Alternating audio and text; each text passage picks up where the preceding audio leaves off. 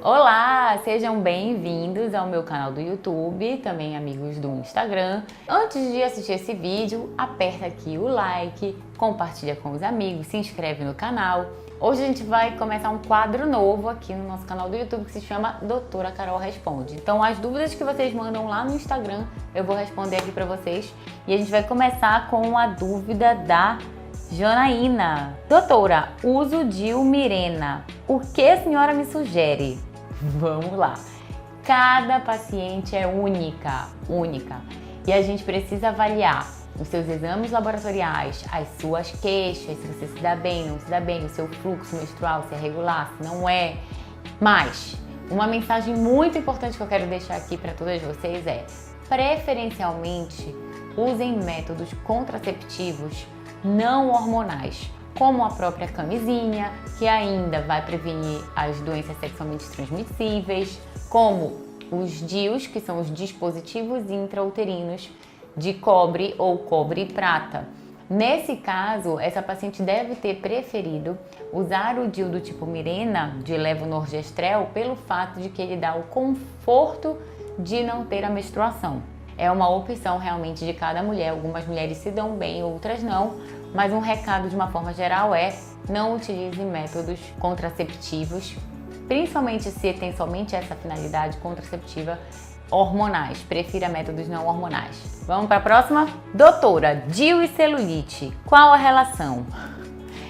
Então vamos lá. DIU e celulite não tem uma relação 100% direta, porque celulite, como eu falo para vocês sempre, tem várias causas. Distúrbios hormonais mais graves, retenção de líquido, um percentual de gordura muito alto, que é causado pelaquela dieta do lixão, pão, pizza, sanduíche, chocolate, sorvete, bolo, biscoito, isso tudo todo dia. Excesso de bebida alcoólica. Então são coisas que promovem uma inflamação no tecido adiposo. E aí dá aquele aspecto mais dos furinhos. Então não tem a ver só com um fator, o fator método contraceptivo.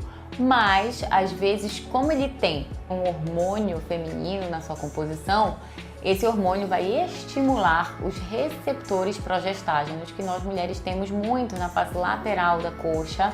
Então pode haver maior concentração de celulite nessas áreas.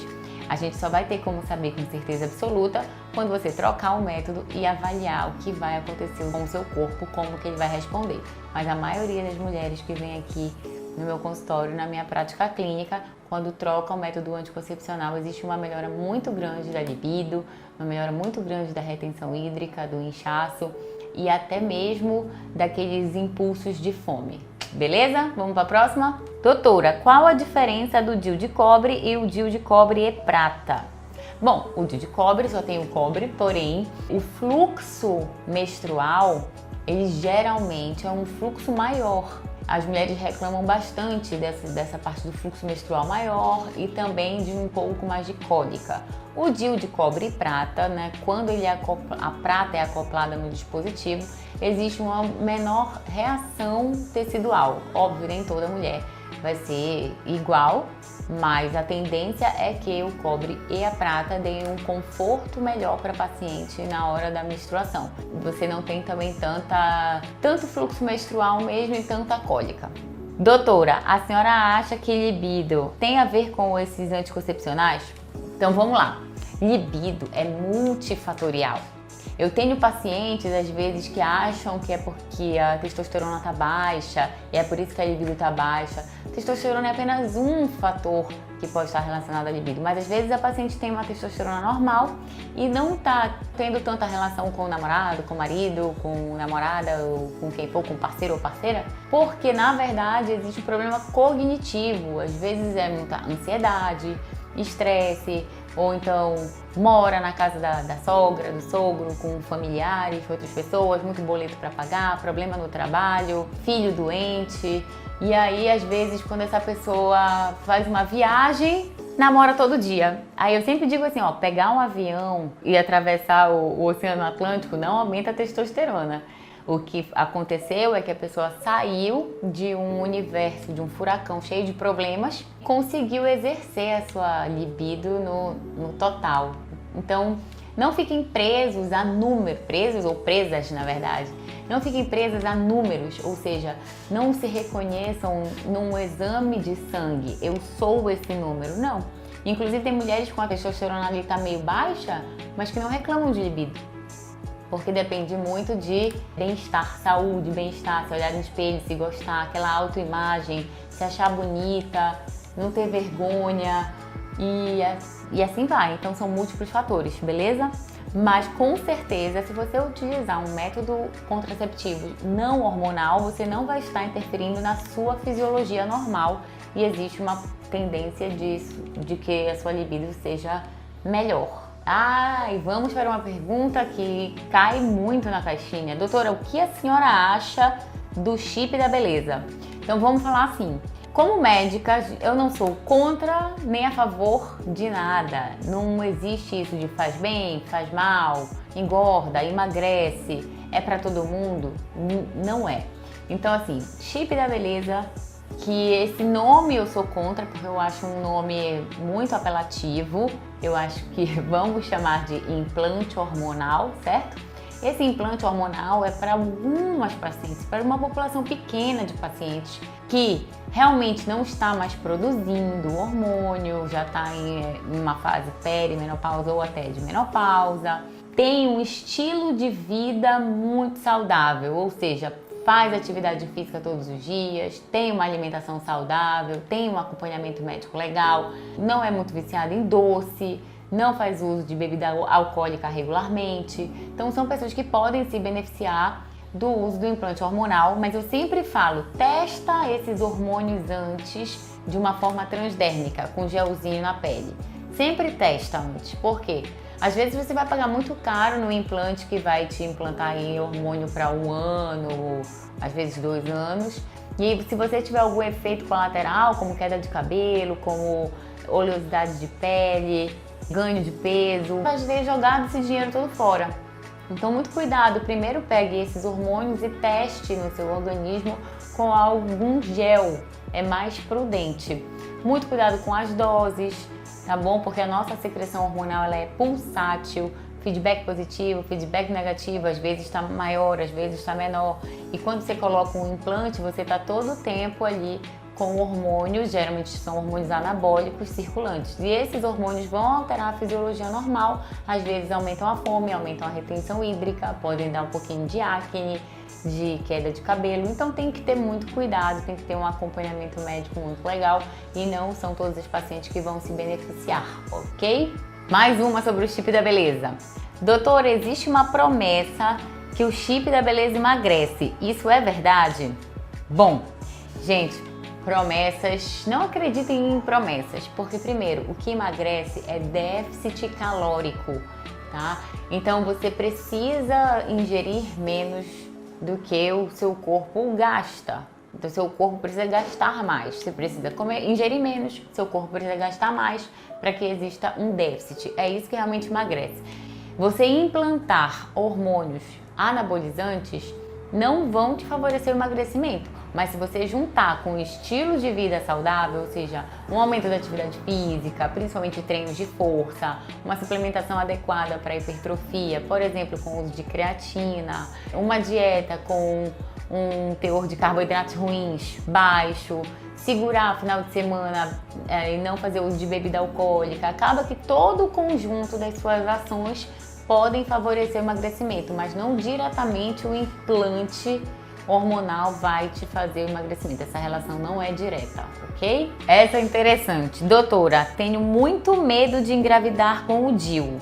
Relaxa, porque assim, até pelo guia da Federação Brasileira de Ginecologia e Obstetrícia, esse índice de qualquer método tem um pequeno índice de falha, mesmo que seja menor do que 1%, mas é muito mais fácil você falhar no uso de uma pílula, por exemplo, que você tem que se lembrar de tomar todos os dias, do que um dispositivo que já está implantado lá e você não é obrigado a ficar lembrando. Porque, por exemplo, faz uma viagem, bebe um pouco, esquece de tomar. Faz uma viagem, a pílula acaba no meio da viagem, não tem na farmácia. Enfim, são várias intercorrências que podem acontecer quando você fica dependente de fazer uso da pílula. mas já com o DIU não, ele tá lá e você não precisa se preocupar. Essa pergunta também é bem legal. Doutora, o que a senhora acha dessa moda de usar testosterona? Eu acho incrível o linguajar dos pacientes perguntando. Moda de usar testosterona. Não existe moda, tá, pessoal? Não, você não pode usar nada porque tá na moda. Isso aqui não é desfile de roupas. Isso aqui a gente está falando de pacientes, a gente está falando de vidas, a gente está falando de personalização de tratamento, de exames, de queixas clínicas. Então não existe moda. Primeira coisa, é preciso que a gente deixe o nosso fisiológico agir. Então eu sou contra minhas pacientes que chegam com testosterona baixa, se elas têm na história o uso do anticoncepcional, eu nunca prescrevo gel de testosterona para pacientes que estão em uso de anticoncepcional, porque simplesmente é como se eu estivesse tentando enxugar gelo ou então limpar o carvão. Existe uma proteína chamada SHBG, que ela é ligadora de hormônios sexuais, que ela está muito alta quando a paciente usa um anticoncepcional oral. Aí se você faz a reposição da testosterona, ela simplesmente é roubada por essa SHBG e acaba não tendo atuação. Aí você vai ter mais efeitos colaterais do que efeitos benéficos, porque mesmo repondo a testosterona, ela não vai conseguir ficar na sua fração livre, certo? O importante é que a gente deixe o fisiológico funcionar, tentar ajustar esse fisiológico. E se o fisiológico não se mantiver, a gente pode fazer uma reposição em doses bem baixinhas fisiológicas para manter saúde, tá? Reposição hormonal bioidêntica é para a saúde, não tem poder anabolizante. Anabolizantes são drogas sintéticas utilizadas em altas doses e para fins estéticos. Não é essa a função da reposição hormonal bioidêntica, certo? Doutora, o que a senhora acha de anticoncepcionais nos ovários policísticos? Bom, síndrome de ovários policísticos já é uma condição clínica, é uma doença, precisa de acompanhamento individual. Muito provavelmente, na fase mais atacada, mais ativa da doença, a paciente vai precisar utilizar algum tratamento para sair dessa fase de crise. Porém, nesse período, vai ter que ser ajustado a questão do estilo de vida, porque tem muito impacto na síndrome do ovário policístico. A dieta vai ter impacto, a questão da atividade física, reduzir o percentual de gordura, reduzir a obesidade, reduzir a resistência insulínica, que é como se fosse um pré-diabetes, então tem que tratar tudo isso.